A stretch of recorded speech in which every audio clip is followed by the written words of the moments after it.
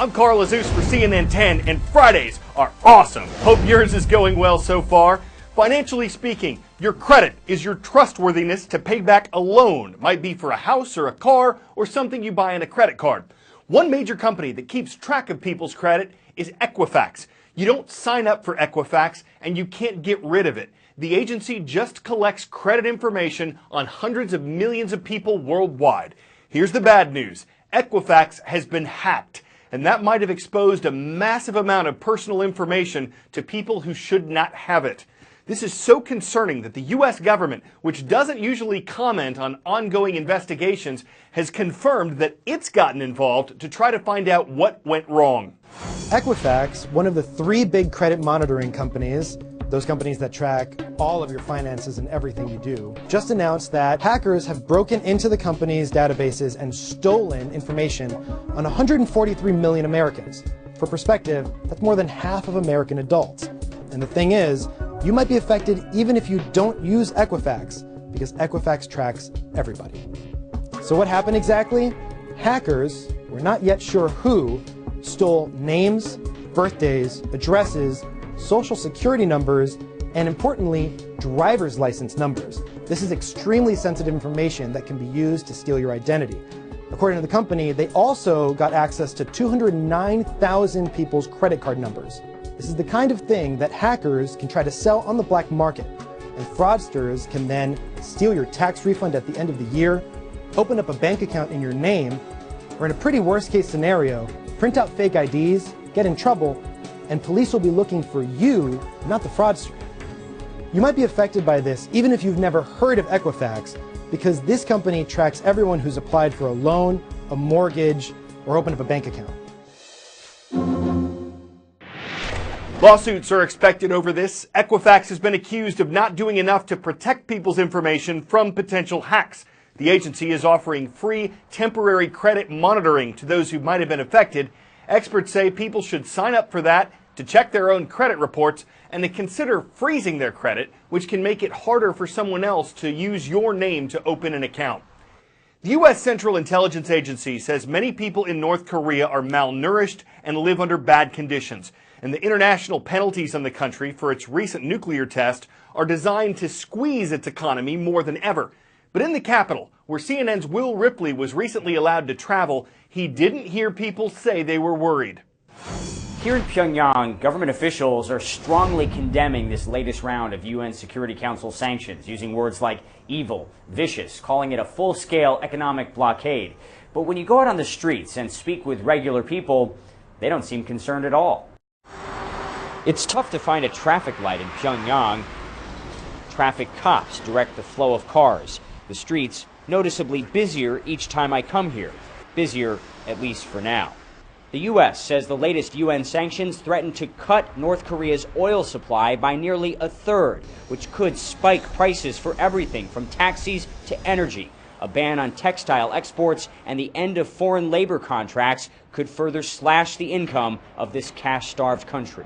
But if you ask Ri Hae-hyung, she's not worried.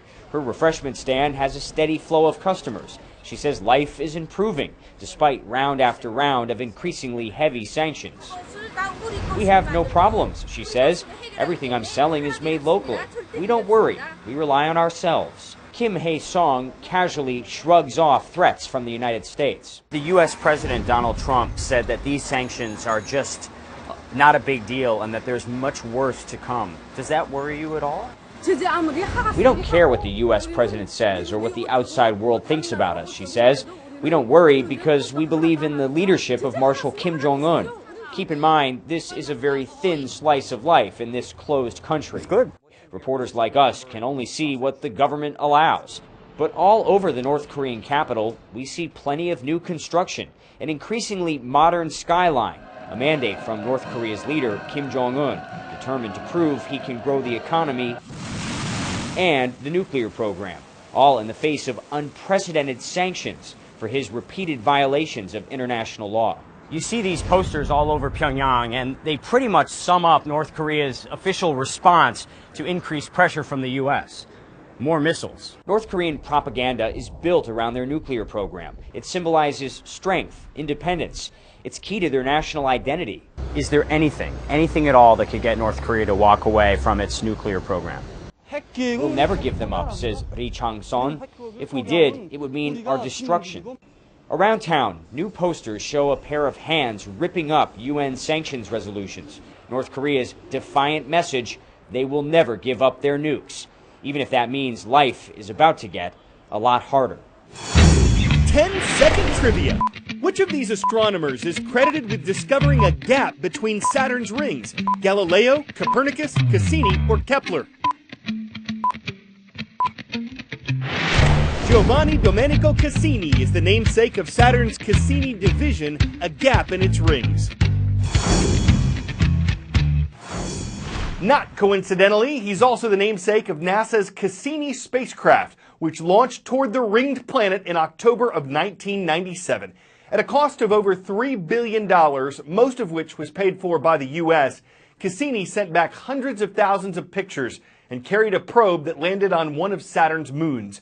But NASA has set Friday as Cassini's last because it wants to control where the spacecraft goes when it runs out of fuel. And liftoff of the Cassini spacecraft on a million-mile trek to Saturn. Cassini left Earth almost 2 decades ago, and since then has beamed back a treasure trove of images and information from Jupiter, Saturn, and many of the ringed planet's mysterious moons.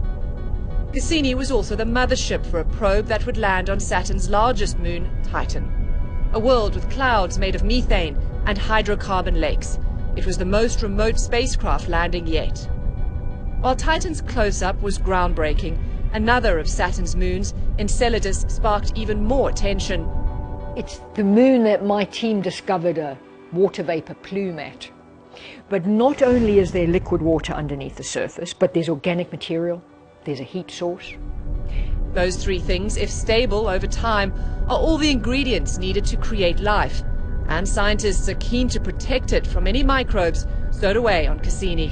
The spacecraft is running out of fuel and it becomes increasingly difficult to navigate it through the system. And what you want to avoid is to crash on one of the icy moon like Enceladus, where habitability and a huge astrobiological potential has been discovered. To avoid that scenario, Cassini has been sent on a suicide mission. On September the 15th, it'll dive through Saturn's atmosphere, burning up in the process. But in those final minutes, its antennas will be pointed towards home, sending back precious information right up until its fiery end. Robin Curnow, CNN.